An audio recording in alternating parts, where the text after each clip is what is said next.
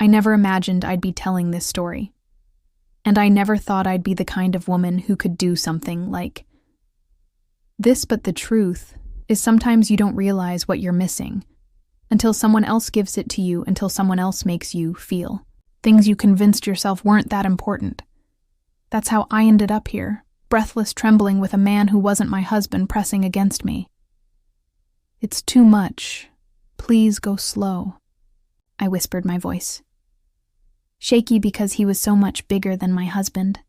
I wasn't sure if I could take it, but the moment I felt him, I knew I wanted to try. The marriage that led me. Here, Ethan, my husband, is a good man. The kind of man most women dream of marrying. Dependable, devoted, always putting me. First 4 years that was enough. We built a home, a life together. But somewhere along the way, something shifted. Our love turned into routine. The passion dulled. Our intimacy became predictable. The same positions. The same rhythm. The same quiet understanding that neither of us was fully satisfied, but too comfortable to change it.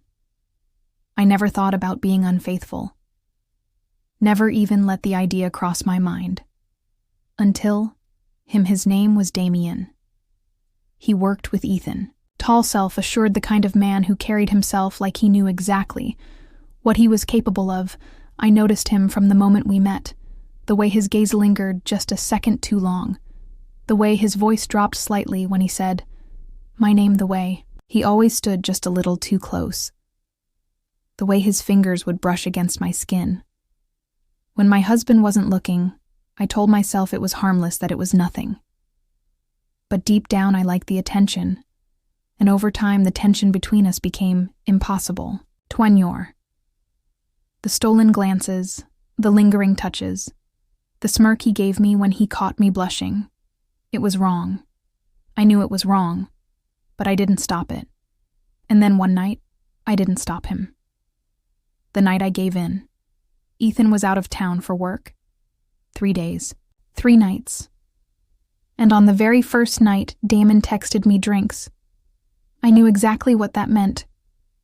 I knew what would happen if I sighed. Yes, but I didn't say no. An hour later, he was at my door. The second I let him inside, it knew there was no turning back. The air between us was thick, charged with something dangerous, something inevitable.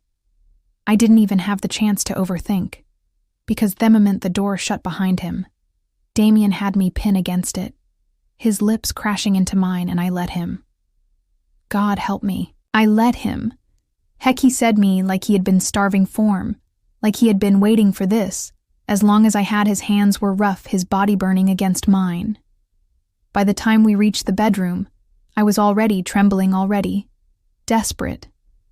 But when he pressed against me, when I felt him, I gasped. He was bigger, so much thicker. I gripped his arms, my breath catching a jolt of panic mixed with excitement curled in my stomach. "Damn, it's too much," I whispered, my voice unsteady. "Please, Goss." His lips brushed against my ear as he smirked. "Don't worry, sweetheart, I'll take my time." And God, he did, the aftermath. I should have felt ashamed, I should have been disgusted with myself.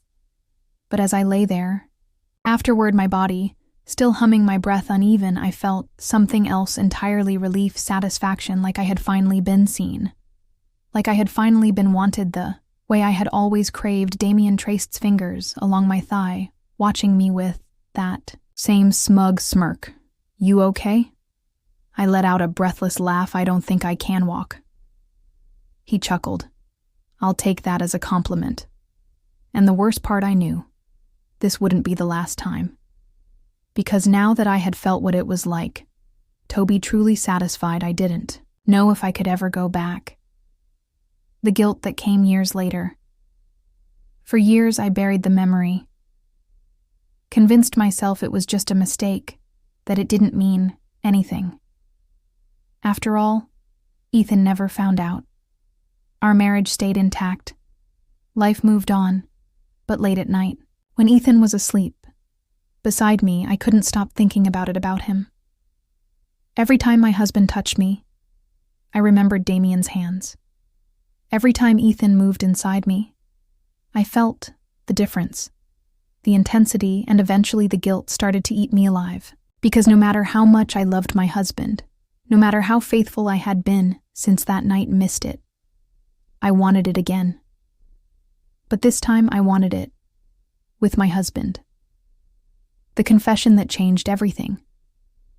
I had rehearsed the conversation in my head 100 times. How do you ask your husband to change himself physically without crushing his ego one night? After a few glasses of wine, I finally worked up the courage.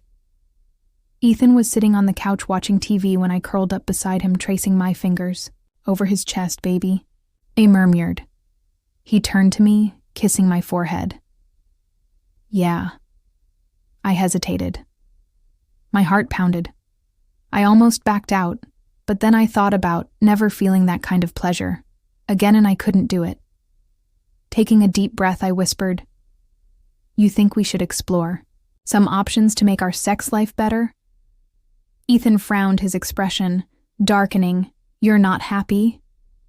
"I am, but don't you ever wonder what it would be like if we enhanced things a little?" His face stiffened. I saw the moment it clicked. "Are you saying you want me to get surgery?" He swallowed hard. "Not surgery exactly. Just there are options, procedures that can help. You know, just a little enhancement." Silence. Heavy, gut-wrenching silence. I reached for his hand. "Ethan, I love you. This isn't about me being unhappy. I just think." He led his hand away. "Am I not enough for you, my chestash?" I wanted to tell him. He was that. I loved him with my entire heart. But physically, I had felt more, and I wanted to feel it again. The change I never saw coming. For weeks, Ethan barely spoke to him. I regretted everything. Thought I had ruined us. But then one night, he came home late. I was already in bed when he sat down beside me. "I've been researching," he said quietly. Blink. Researching what his blue eyes meet mine.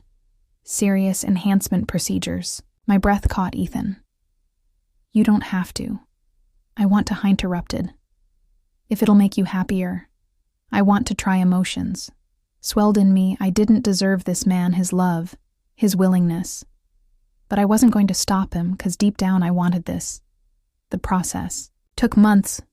Consultations, discussions, doubts. But I was there every step of the way. And when we finally tried it for the first time, Ethan was bigger, thicker, and the way he used it, like he had something to prove. The first time he slid inside me, I gasped. "My nails digging into his back, baby," I panted. "Go slow." His lips brushed my ear. "You asked for this," he murmured. "Son, now you're going to take it." And I did.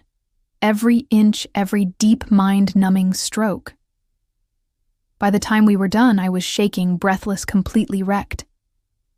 Ethan grinned down at me, tracing lazy circles on my stomach. "So?" hesked smugly. I couldn't even speak. I just pulled him down and kissed him. Because for the first time in years, I wasn't thinking about Damien. I wasn't comparing, and I knew I would never need anyone else again.